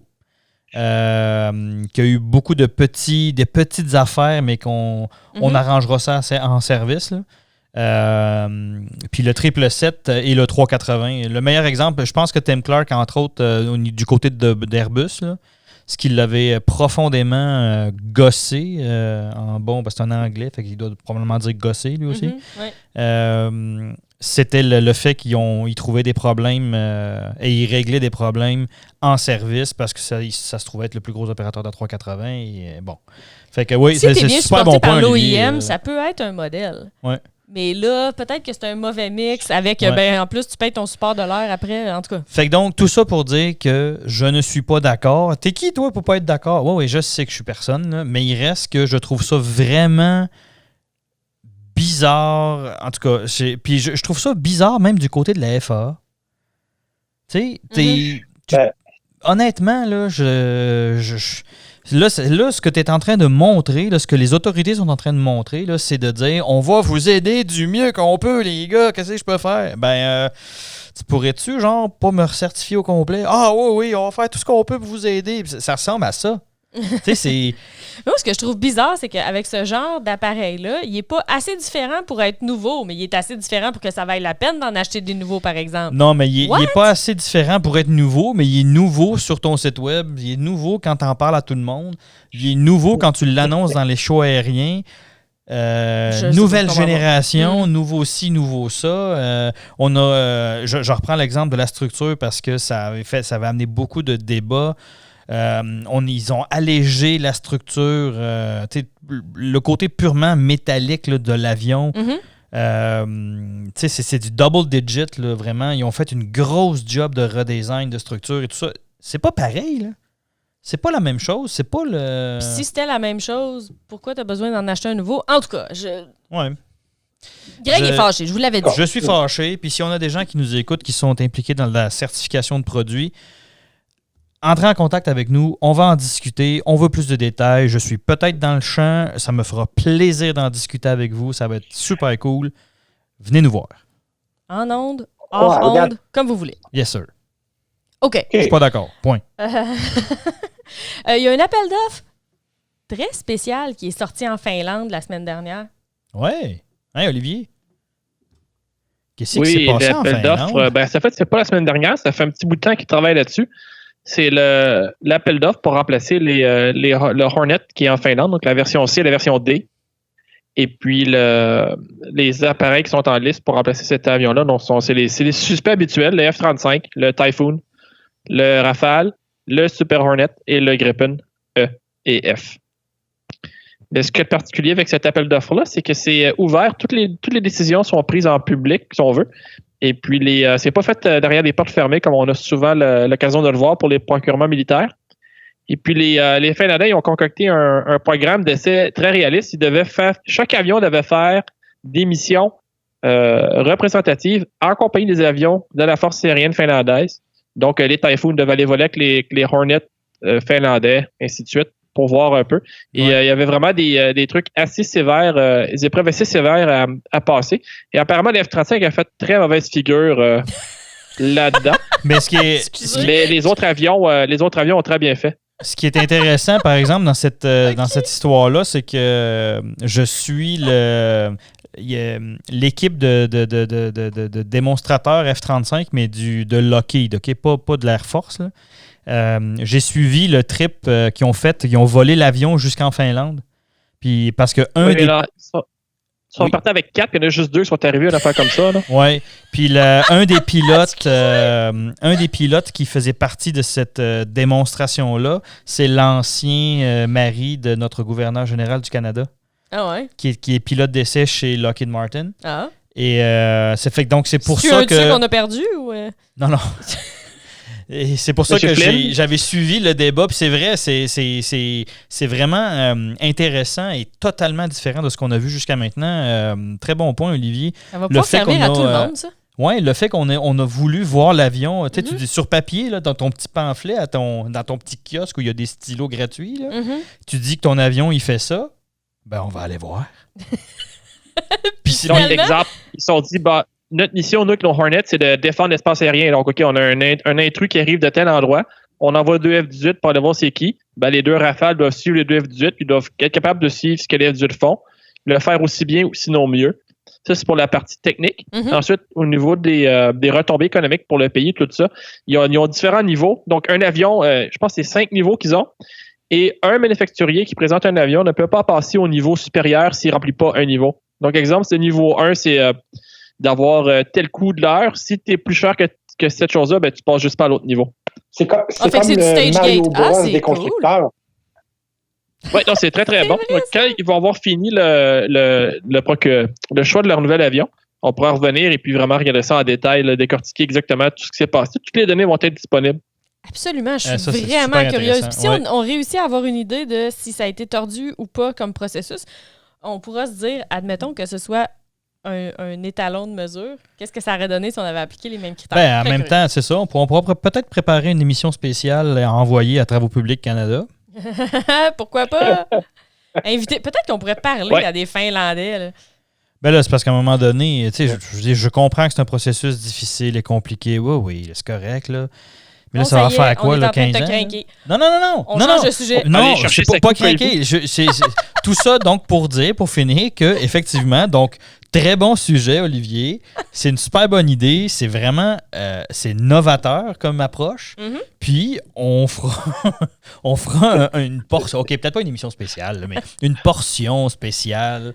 Et on enverra ça au Public Canada. On n'est pas capable de l'arrêter, mais il n'est pas craqué. Hein? Non, c'est ça. Mais non, mais je trouve ça cool. pas C'est le craqué fun. On apprend pendant plein d'affaires. KC-46, ça va bien. Qu'est-ce qui se passe, Olivier? Le KC-46, le ravitailleur préféré de tout le monde. Ouais. Donc, vous savez que le programme Boeing, ils aiment ça jouer.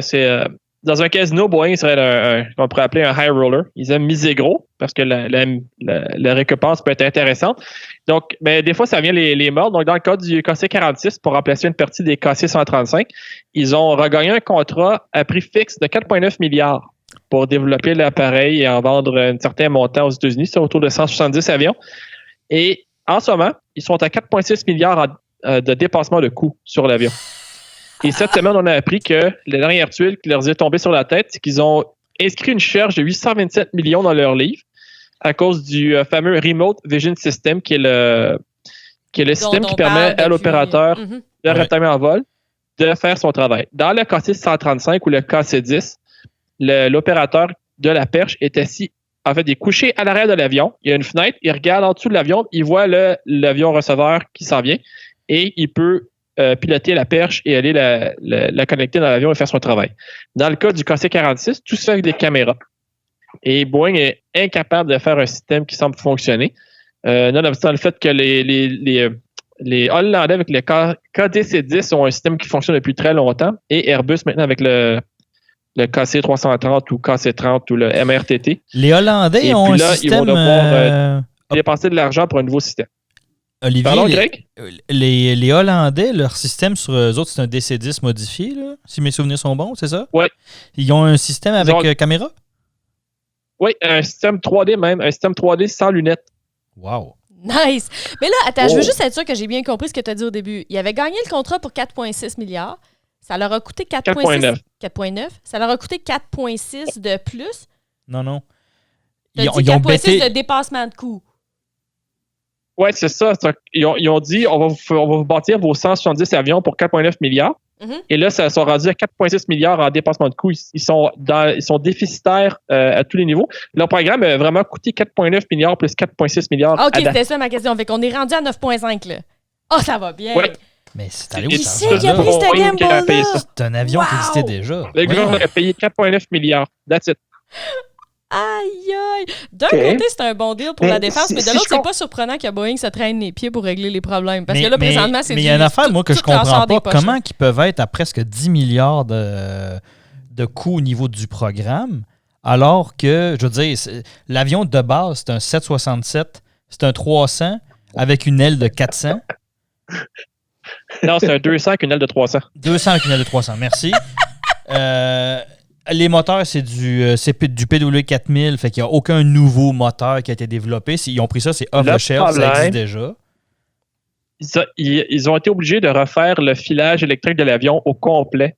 Donc, le filage civil n'était pas acceptable pour les certifications militaires et l'avion est certifié 2 fois. Il est certifié, donc, le nom civil de cet avion-là, c'est le 767-2C. Grosso modo, c'est un 767-200 cargo modifié en ravitailleur en vol avec l'aile différente. Ouais. Donc, il a fallu qu'ils certifient cet avion-là, le 2C, avec l'aile différente et patati patata. Les militaires ont dit, votre filage est pas bon. Si on a des dommages en combat, ça peut avoir des problèmes. Donc, OK, on va refaire le filage. Il a fallu qu'ils recertifient le filage, à la fois pour la FAA et pour les militaires. Et là, à chaque fois qu'ils viennent ajouter un kit de ravitaillement en vol ou un équipement militaire sur l'avion, comme l'avion est certifié civil, ils doivent procéder par STC. Donc, la perche de ravitaillement en vol, c'est un STC. Les nacelles de ravitaillement en vol en dessous des ailes, c'est un STC. La porte-cargo, même des trucs anodins comme les crochets qui retiennent les palettes sur le pont principal. Qui ne marchent pas, là. Ça a dû être refait. Ouais. Donc, on se demande vraiment qu'est-ce qui s'est passé avec cet avion-là. En plus, il trouve des débris dans les réservoirs de carburant. Oui, on Donc, en a parlé. Ouais. Tout ce qui peut mal aller pour le KC-46. Mais si je ne me trompe pas, le dernier 800 millions qu'on vient d'annoncer, c'est suite à l'entente que Boeing avait pris avec la US Air Force pour dire on va stripper les systèmes et on va en faire des nouveaux. Exact? Ouais. Pour le Remote Vision System. Exact. Donc, eux autres, ils disent que quand ils ont développé le premier système, il y avait certains processeurs, certaines technologies qui n'existaient pas. Maintenant, ces trucs-là sont disponibles sur le marché. Ça existe en Europe, par exemple. Mais non, mais si c'est pas Made in America, ça n'existe pas. C'est vrai. Et pendant ce temps-là, Airbus, eux, font des ravitaillements en vol 100% automatique. Exactement. Merci de le dire. J'allais le dire, Olivier. C'est comme bon, OK. Ah boy. Tout va très bien, Madame la Marquise. Aïe, c'est quand même impressionnant. C'est surprenant. Ça me flabbergaste.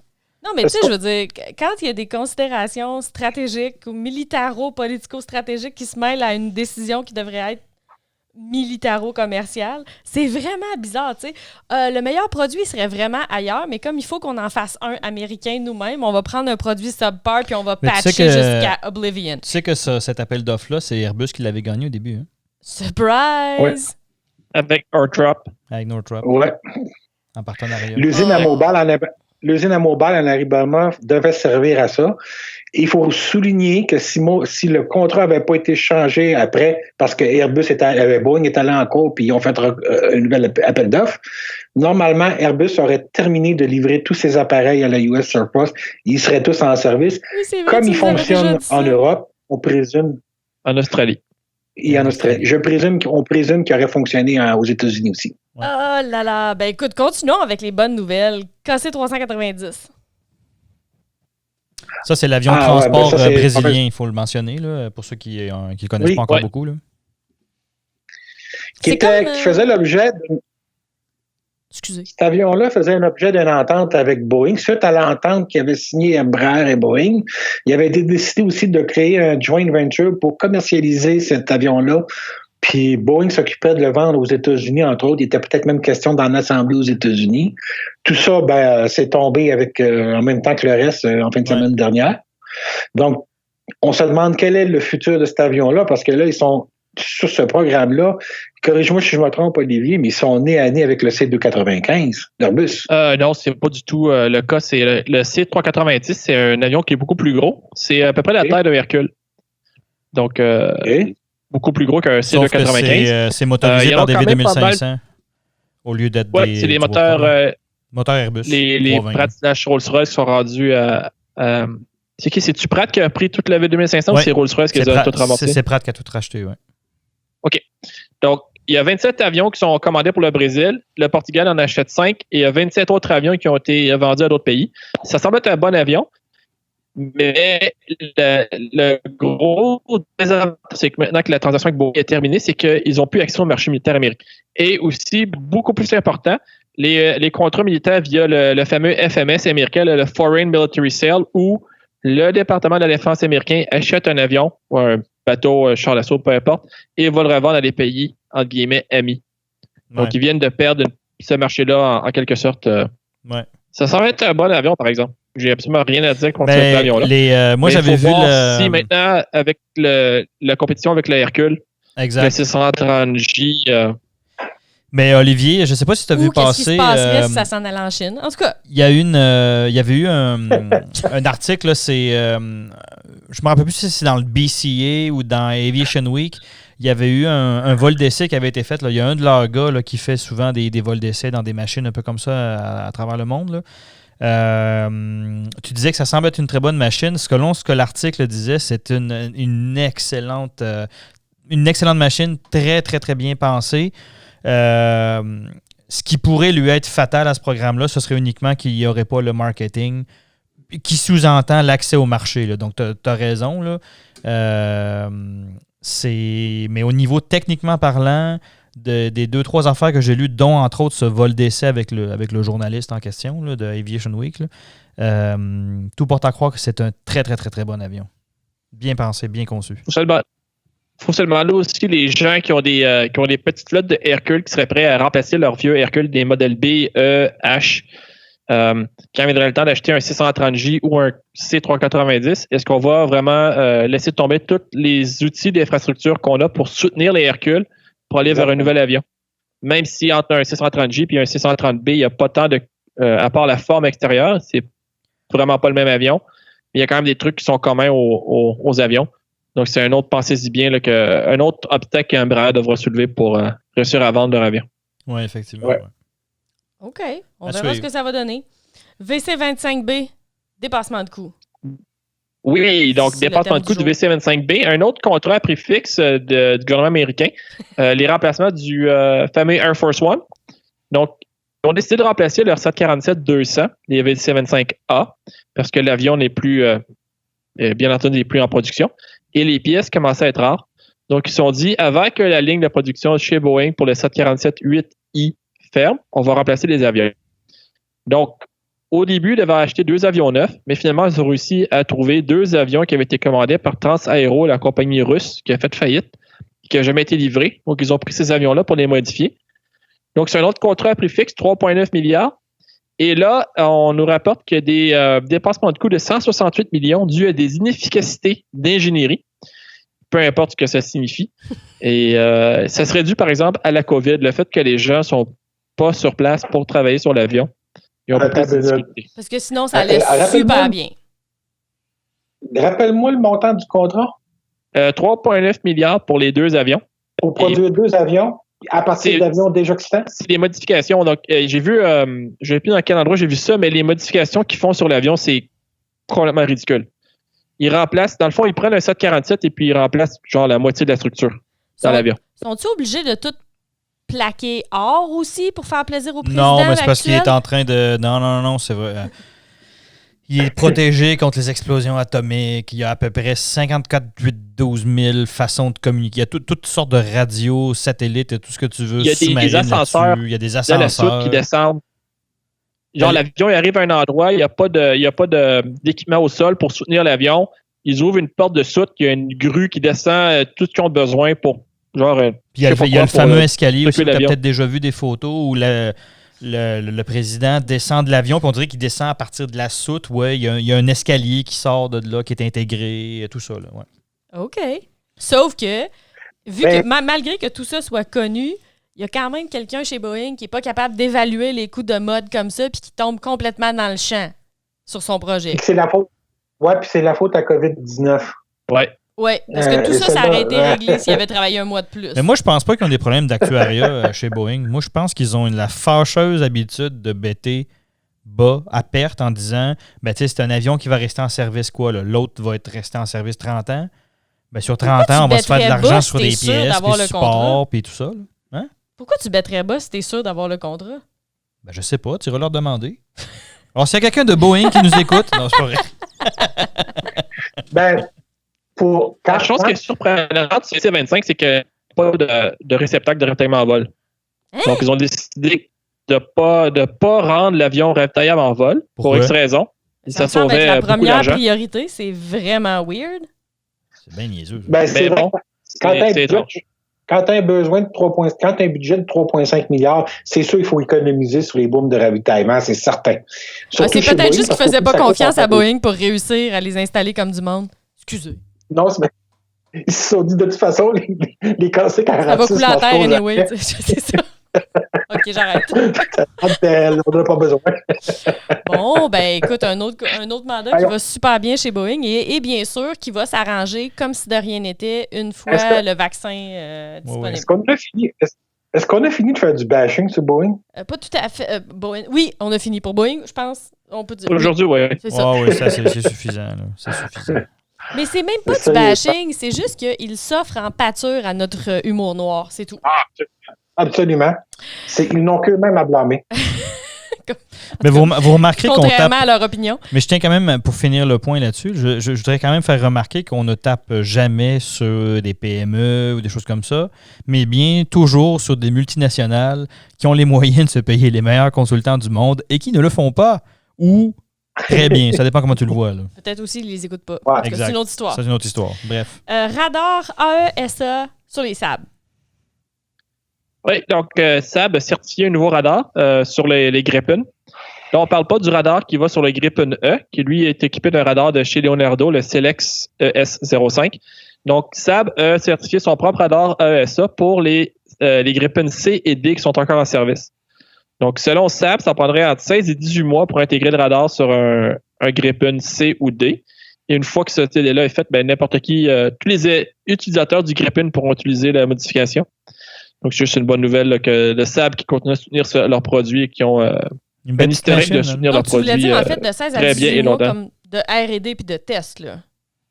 Dans ce sens-là. Oui, donc le radar est disponible. Donc, il reste à l'intégrer sur un Gripen qui est en service sur une flotte à quelque part. OK.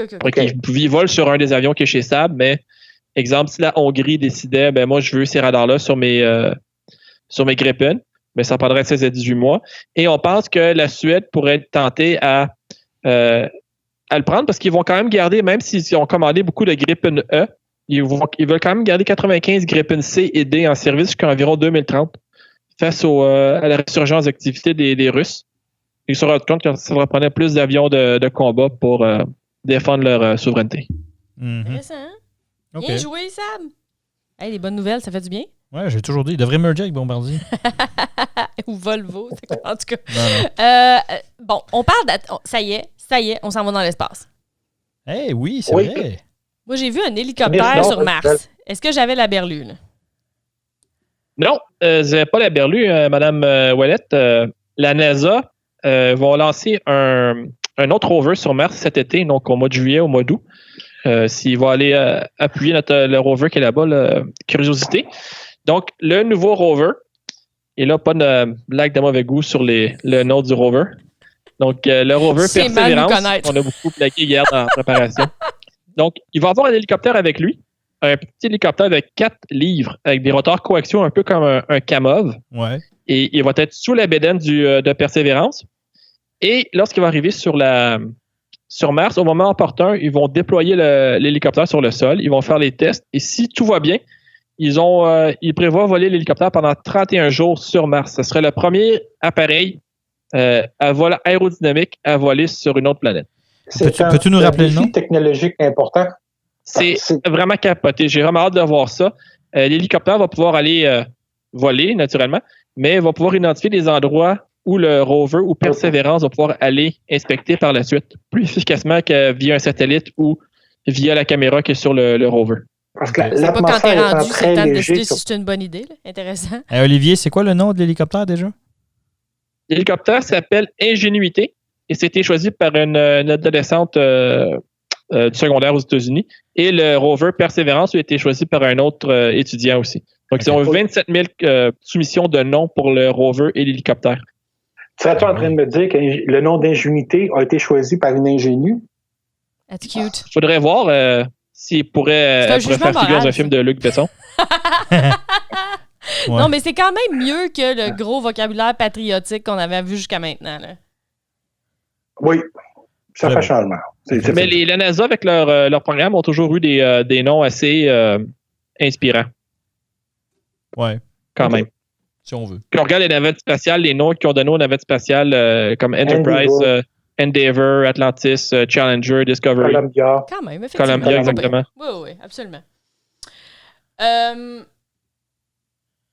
Oui, c'est ça. Fait... Dans le fond, tu as comme combiné nos sujets spatiaux, là, si j'ai bien compris. L'atterrisseur lunaire. Ou il en reste un encore? Il en reste un. Vas-y. La NASA retourne sur la Lune. J'espère que vous avez entendu parler de ça. Et cette semaine, ils ont choisi les 3 compagnies qui allaient devoir soumettre des designs pour le prochain atterrisseur alunisseur. Donc, le successeur du LEM, le fameux LEM de Grumman. Donc, on parle pour le programme Artemis, donc le successeur au programme Apollo. Blue Origin, c'est la compagnie de M. Bezos avec son Integrated Land Vehicle qui va être lancé avec la fusée New Glenn ou le Vulcan de United Launch Alliance. Ouais. La compagnie Dynetics, dont j'avais jamais entendu parler, eux, ils ont le Dynetics Human Landing System qui va être lancé avec le ULA Vulcan et SpaceX avec leur Starship qui est présentement en test au Texas. SpaceX est quasiment un incontournable maintenant dans les programmes spatiaux. Oui, mais là, on ne sait pas si c'est pas. D'après moi, si SpaceX n'est pas choisi pour le programme Artemis, ils vont probablement développer leur lanceur de toute façon. OK. Et puis, c'est peut-être pour ça qu'ils ne seront peut-être pas choisis. Ils vont probablement vouloir edger leur bête avec une autre compagnie, puis avoir les deux développements parallèles en payant juste un, en laissant SpaceX faire ces choses. Ça pourrait être une option. Et le premier alunissage est prévu en 2024 selon le calendrier en ce moment. Et quand même, là. Et ça veut dire qu'il va y avoir des retards. Bon, ça, c'est... Oui, c'est ça. Il faudrait parler de la fusée de la capsule Orion et puis du SLS. Là. J'ai vu récemment le SLS, chaque moteur sur le SLS va coûter 165 millions. Okay. D'accord. Et c'est les mêmes moteurs qu'il y avait sur la navette spatiale, les RS-25, qui étaient réutilisables. Et là, on va les utiliser juste une seule fois pour chaque lancement de SLS. Beau gaspillage. OK. Ouais, bon. J'ai dit qu'on finissait sur une bonne nouvelle. Ah, ouch. OK. Ben, Artemis. Ah oui, on va laisser à la Lune. Yeah! OK, fine. Quelque chose qu'on a oublié, les gars? Un petit dernier point à faire? Non, c'est bon. Là, je pense que c'est pas pire. Là. Ça conclut bien la semaine. L'Antonov est venu à Montréal, fait que tout va bien. C'est bon. Eh bien, merci tout le monde. C'était Claudia Ouellette. Grégory Blanc. André Allard. Olivier Lacombe. Au revoir. C'est tout pour l'épisode de cette semaine. Merci d'avoir écouté Aéropod. Abonnez-vous à notre podcast sur la chaîne YouTube ou encore pour la version audio sur iTunes, Google Podcast, Spotify ou votre plateforme préférée.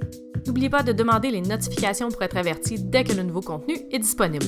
Visitez nos sites web mentoraero.com et lesailesduquebec.com pour toute info supplémentaire et n'hésitez pas à nous envoyer vos commentaires ou questions à l'adresse aéropod, AEROPOD, @mentoraero.com ou encore sur la page Facebook de l'Aéropod. Over.